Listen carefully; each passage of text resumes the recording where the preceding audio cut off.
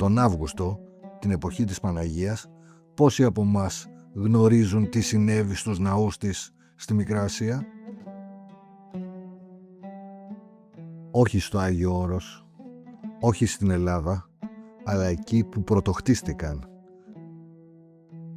Από την Τραπεζούντα ως την Νίκαια, ως την Έφεσο. Από τις ακτές της Ερυθρέας ως τις σπηλιές της Καπαδοκίας. Μια ολόκληρη γη όπου οι εκκλησίες της Παναγίας δεν είναι πια δικές μας. Κάποιες γίνανε τζαμιά, κάποιες σώπασαν, κάποιες ισοπεδώθηκαν, κάποιες κάηκαν με κόσμο μέσα και κάποιες, σαν τη Σουμελά, στέκονται ακόμα εκεί άδειες πάνω στο βράχο.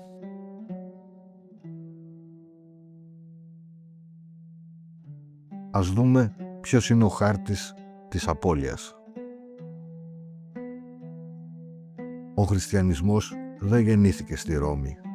Γεννήθηκε, απλώθηκε και διαμόρφωσε τον κόσμο σε αυτή τη γη της Μικράς Ασίας. Στην Έφεσο το 431 η Τρίτη Οικουμενική Σύνοδος ανακήρυξε την Παναγία Θεοτόκο. Στη Νίκαια το 787 οι πατέρες αποφάσισαν ότι οι εικόνες αξίζουν τιμή. Αυτή η γη ήταν η κοιτίδα της θεολογίας της Παναγίας και αυτή τη γη τη χάσαμε. Το ταξίδι μας έχει 11 σταθμούς. Ξεκινάμε από την κορυφή του Πόντου.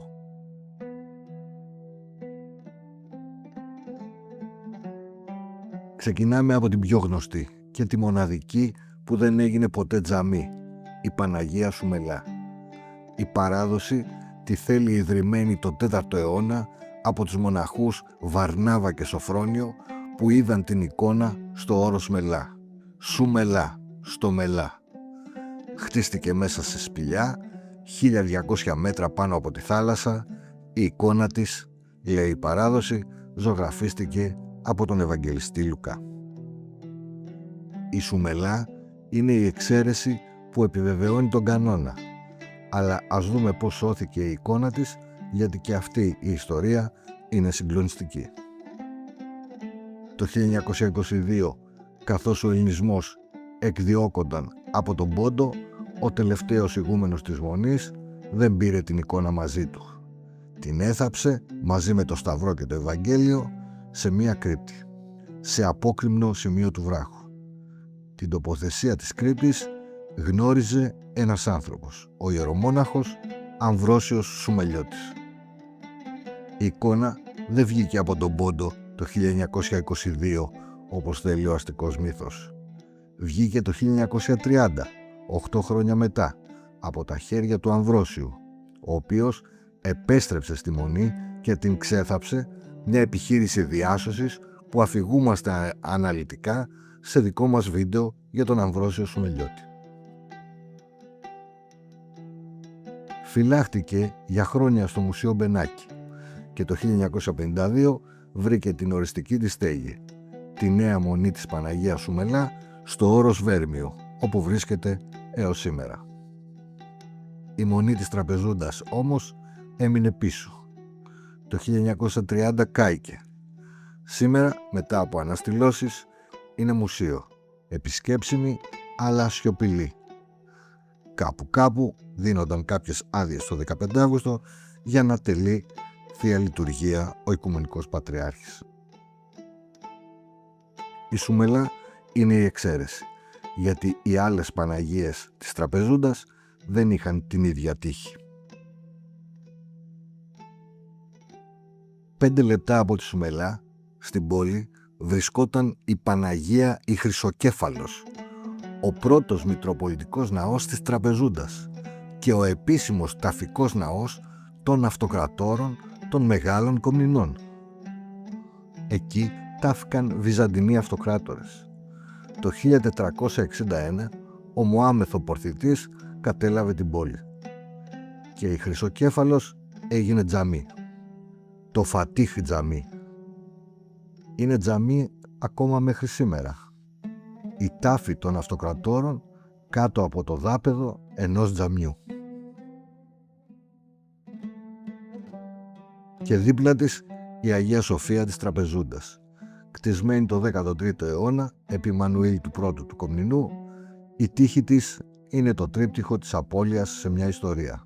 Εκκλησία για αιώνες, τζαμί από το 1584, μουσείο το 1964 και το 2013 πάλι τζαμί. Μέσα σε 5 αιώνες το ίδιο κτίριο άλλαξε πρόσωπο 4 φορές. Μα ό,τι και να έγινε δεν είναι πια δική μας.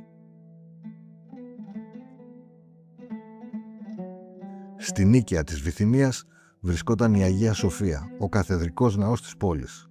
Εδώ το 787 συνήλθε η 7η Οικουμενική Σύνοδος. Εδώ αποφασίστηκε ότι οι εικόνες δεν λατρεύονται, αλλά τιμώνται. Η πόλη έπεσε στους Οθωμανούς τον 14ο αιώνα και η Αγία Σοφία έγινε τζαμί.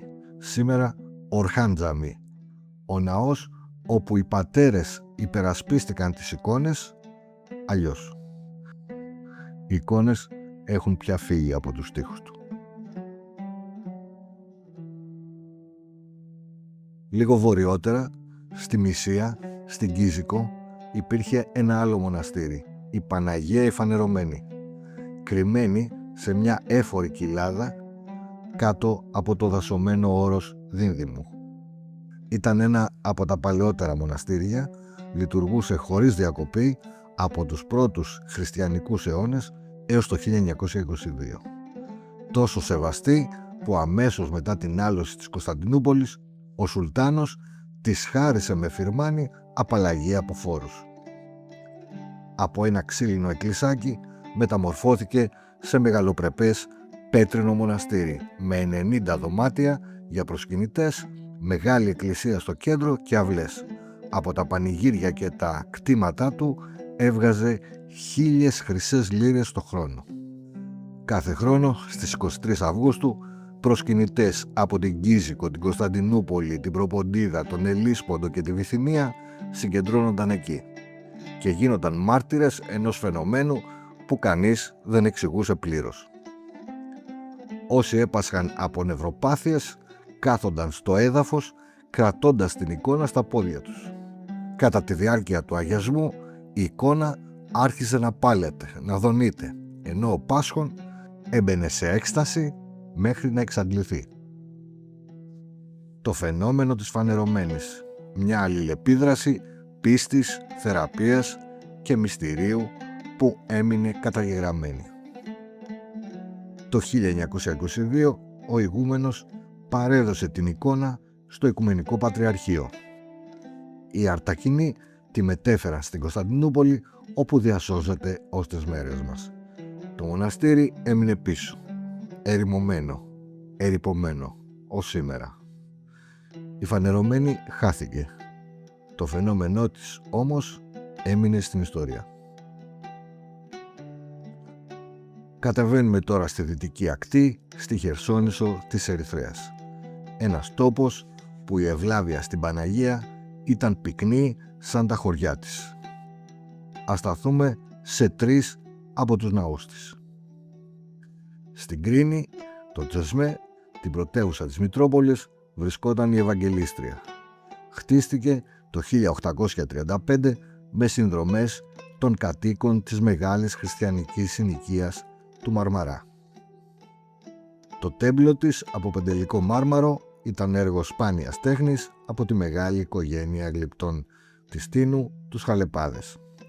Το ίδιο χέρι, οι Χαλεπάδες, υπογράφει και το μαρμάρινο τέμπλο της κοίμησης της Θεοτόκου στο χωριό που πήρε το όνομά της από εκείνη, την Κάτω Παναγιά.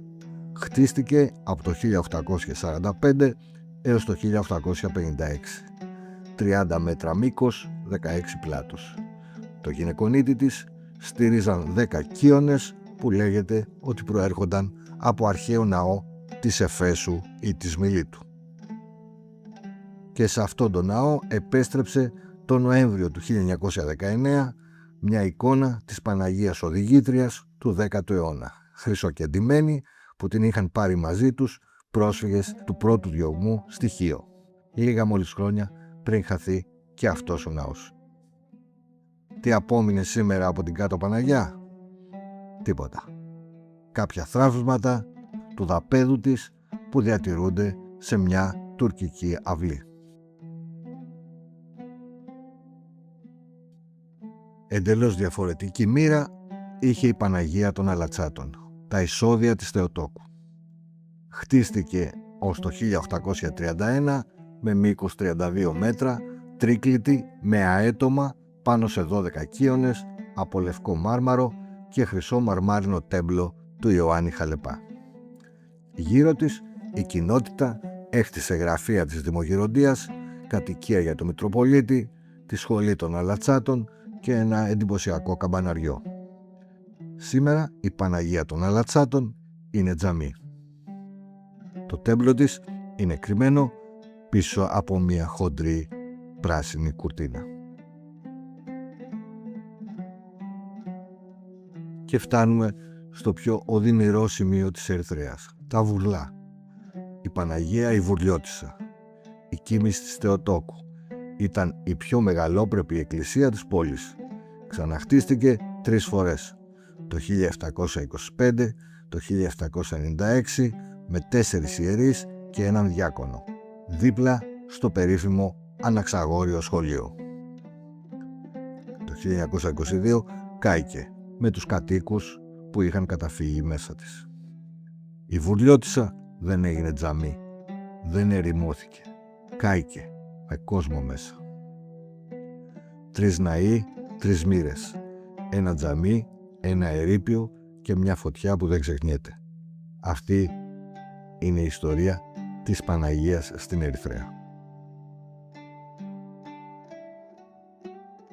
Κατεβαίνουμε στην νότια ακτή, στην Ατάλεια της Παμφιλίας. Εδώ Έλληνες και προσέξτε και Τούρκοι της πόλης τιμούσαν με ευλάβεια μια θαυματουργή εικόνα, την Παναγία την Αταλιώτισσα. Ήταν παραλλαγή της εικόνας της Παναγίας του Κίκου, του Τζίκο. Γι' αυτό οι ντόπιοι την έλεγαν Τζίκο Παναγιά. Μια εικόνα που ένωνε ακόμα και στην Οθωμανική πόλη χριστιανούς και μουσουλμάνους. Το 1922 οι Αταλιώτες πήραν μαζί τους την εικόνα. Η εκκλησία έμεινε πίσω χαμένη. Η εικόνα επιβίωσε, ταξίδεψε στην Αθήνα και σήμερα φυλάσσεται στον Ιερό Ναό της Κοιμήσεως της Θεοτόκου στον Ταύρο, τη συνοικία των προσφύγων της Ατάλειας. Η Τζίκο Παναγιά δεν πήρε το όνομά της από τη γη που γεννήθηκε, αλλά από την Ελλάδα όπου σώθηκε. Η γη της χάθηκε, η εικόνα της έμεινε.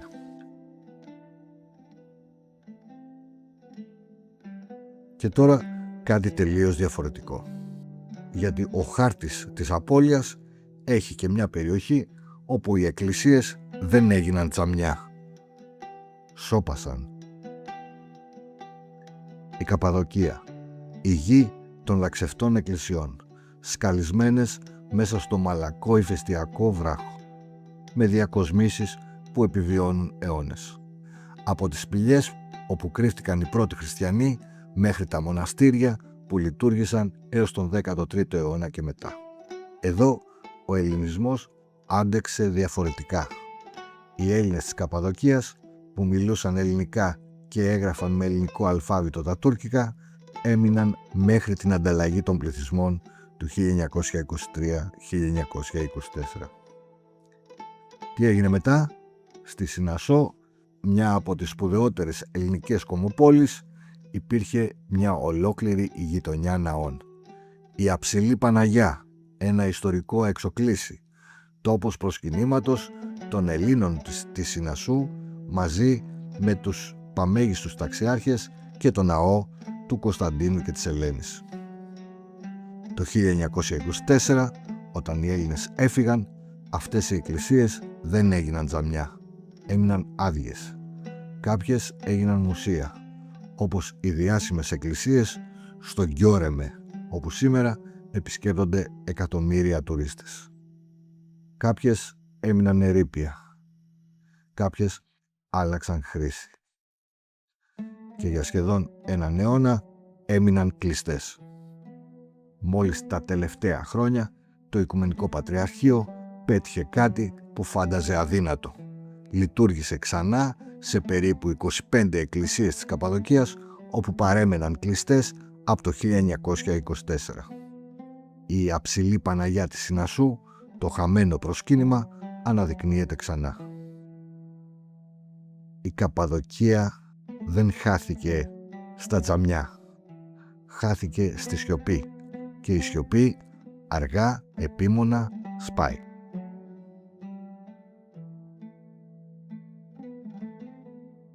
Και κλείνουμε εκεί που ξεκινήσαμε, στην αρχή της θεολογίας. Η Έφεσος. Το 431, στην Τρίτη Οικουμενική Σύνοδο, η Εκκλησία ανακήρυξε την Παναγία Θεοτόκο. Ο ναός, όπου λέγεται ότι συνήλθε η Σύνοδος, είναι η Εκκλησία της Θεοτόκου, γνωστή και ως Εκκλησία της Παρθένου Μαρίας, δίπλα στο σπίτι όπου κατά την παράδοση έζησε η Παναγία με τον Ιωάννη το Θεολόγο. Τι απέγινε? Υπέστη πολλές καταστροφές και αναστηλώσεις. Έπεσε σε ερείπια. Σήμερα ό,τι απέμεινε είναι θεμέλια και λίγη τύχη.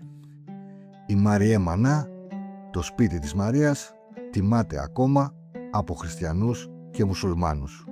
Όμως ο ναός που γέννησε το δόγμα Θεοτόκος είναι μια μάζα ερειπίων στο χώμα.